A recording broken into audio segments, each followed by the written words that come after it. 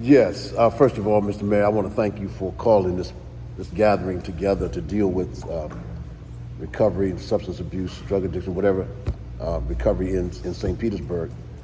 Just piggybacking off of what Senator Brizon was stating, in case you all don't know it, I am a pastor. I've been a pastor for 45 years.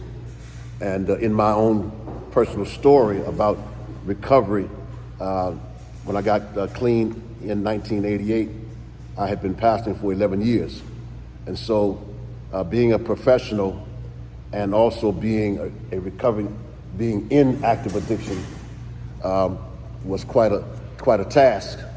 And so for me to become public with my addiction, I've also become public with my recovery.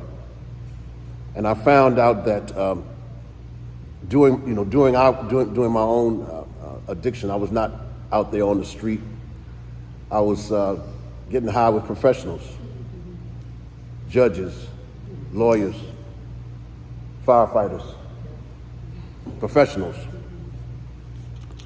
There was a study recently done that shows that lawyers and legal professionals, 1 in 5 are problem drinkers. 1 in 4 police officers have a drug and alcohol problem. I believe that the first thing that we need to do, and I want to piggyback off of Dr. Butler, prevention. My daddy used to say an ounce of prevention is worth a pound of cure. A stitch in time saves 9. Prevention. I believe that we need to have educational programs, have a hub in every community that has a fire station. We don't have a fire every day in the city. Right. But according to a recent study done by St. Petersburg Police Department, there's an overdose every 43 hours in Pinellas County. So I believe that we have to do something that's going to prevent that from happening. Also, I believe, the city has money to do whatever the city wants to do. Same way with me personally. I spend my money the way I want to spend it. But I believe that we need to direct our funds where it's needed and where people are hurting. I have 2 books out on recovery. My second book, I have a chapter on suffering in silence. One of the greatest dilemmas that can happen to any individual is to be a practicing anything, homosexual, addict, alcoholic, to be caught up in that, and it's stigmatized, and you're trying not to let people know what you're all about. It causes you to live a dual life. So since God allowed me to go through that for 30 years, but now on the other side, I have almost 35 years in recovery.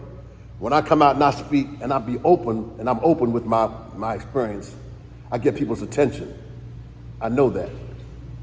And so I believe that we need to have one of these hubs in every community in our city that is overtly plagued by drugs and alcohol. Secondly, pastors have a waiting audience every Sunday morning. I belong to 2 different pastoral organizations, the Gathering of Pastors and also the Baptist Ministers Conference. I was in their meeting yesterday. I made an announcement. I said, September is Recovery Month. And I'm encouraging the pastors, wherever I go, open up your doors for 12-step program. You have people in your congregation who are suffering with addiction, suffering with children, husbands, wives, fathers, and mothers who are using, and they don't know what to do.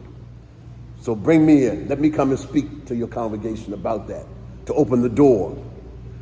I mean, can you imagine where we would be? And all of us in here are suffering from something health-wise. Could you imagine if we didn't have a doctor to treat that? If we didn't know where to go? So I believe that we need to have one of these recovery community hubs in every area in this city. I would almost say as many as we have liquor stores, that we need to have a hub where people can go. Thank you.